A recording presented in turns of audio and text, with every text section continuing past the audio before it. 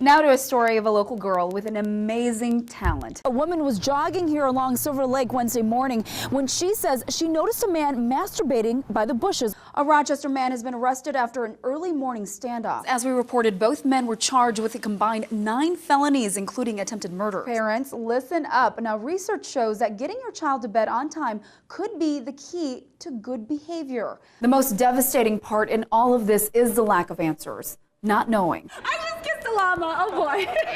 Can check that right off my bucket list. Some sad news tonight for one local family as they experience another hardship in less than a year. James and Betsy, the rain came down and it came down fast. We have an update for you tonight on a story we first broke last week. The acts described in this criminal complaint are so disturbing. The governor arrived just minutes ago and sat down right here behind me. Opa! Opa! All right, Opa guys, back to you. ABC 6 News at 10 starts now. Just coming to that conclusion and accepting what needed to be done and making that decision, that was very difficult for me. Former City Council President candidate Michael Wojak is speaking out after deciding his campaign to get the job is over. That decision effectively seals the victory for interim President Randy Staver. Now, there will still be a special election, but when that day comes, Wojak says he'll be voting for his now former opponent, and he's encouraging others to do the same. He sat down with ABC 6 News reporter Katie Elder today, sharing why he made that decision. Well, it's been the center of controversy since the city of Pine Island voted to abruptly terminate the position of city administrator. Tonight, we're learning former administrator Abraham Algadi has found work elsewhere. Now he's encouraging businesses to move out too. ABC 6 News reporter Steph Kroc tells us more. A judge is now deciding the future of a Brownsdale baby born with HIV. The parents and grandparents of Rico Nagel Martinez both testified in Mower County Court today. They told the judge they want to legally take the child off the drug AZT. County officials worry the family won't give him the drugs if they're not supervised.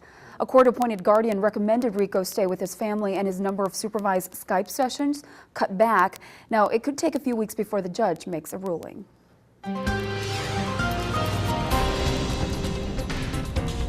Today, the National Rifle Association revealed a dramatic new proposal for how to make schools safer to arm the teachers.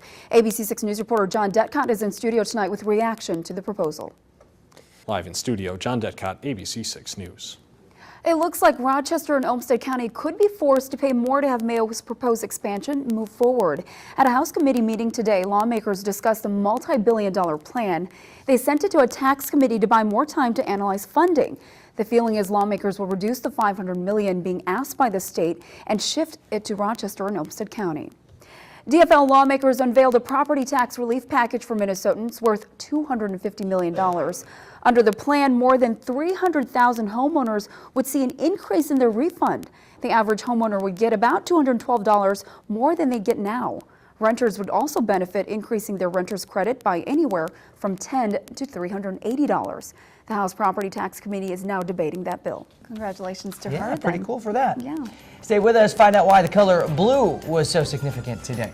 Plus, an emotional ceremony as one local family honors their fallen hero. What they say has helped them through their pain. But first, a look at the most read stories right now on our website, KAALTV.com. Stay with us. Cancer is too rough to just consider people who suffer with it as a statistic. We're not numbers, we're people. 23-year-old Sadie Cameron is the oldest of the new cancer cases in Casson-Manorville. Ms. Brockovich, I am aware you receive thousands, maybe even millions of letters on a daily basis. Now writing letters, hoping for answers. No one is doing anything. The Minnesota Department of Health has looked at several key factors, including the most obvious, the water. We did some digging, and according to water reports for the Casson area, data determined that no contaminants were detected at levels that violated federal drinking water standards. That's not good enough. You know, that's not enough information, I think, to put any of us at ease. But there will probably be more before we see the end of 2014.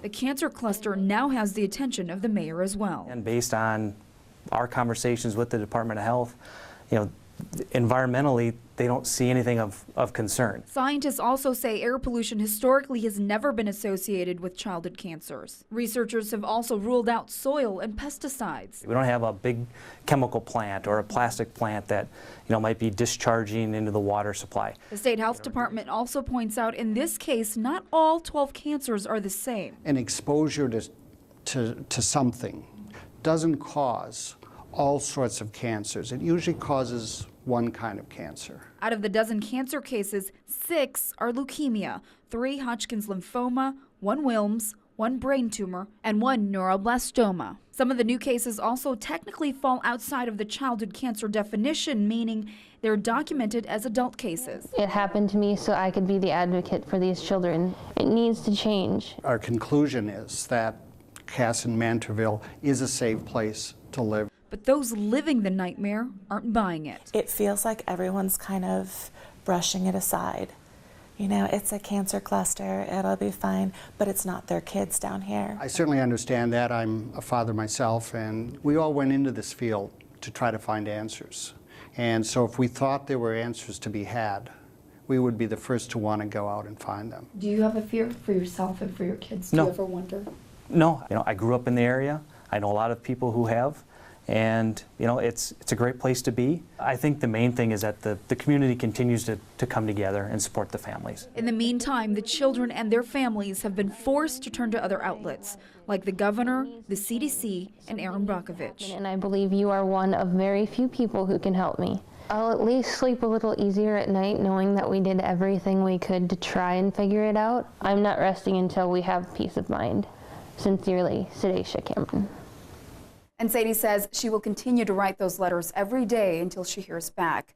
Now, we also looked at another concern in town, the local landfill. And according to this report, because a water quality report came back good, that usually rules out possible contaminants in the landfill.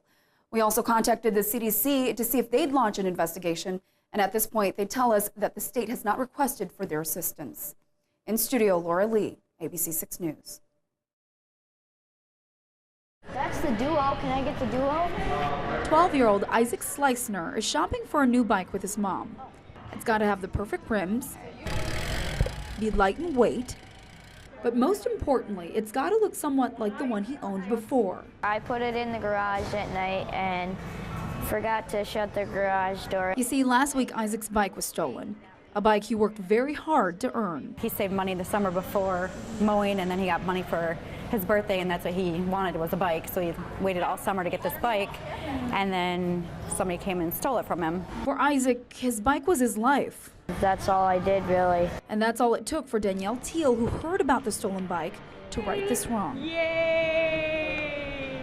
He experienced one of the cruelest things a kid can experience, and I wanted him to know that there are good people out there. In one day, strangers donated nearly $500 for Isaac to buy himself a new bike. And we were there at Eric's bike shop in Rochester Tuesday for the big day. Makes me just really happy because they took their money to get me a new bike. This is something he'll remember forever. Makes me think that there is good people in the world that do care about other people that they don't even know.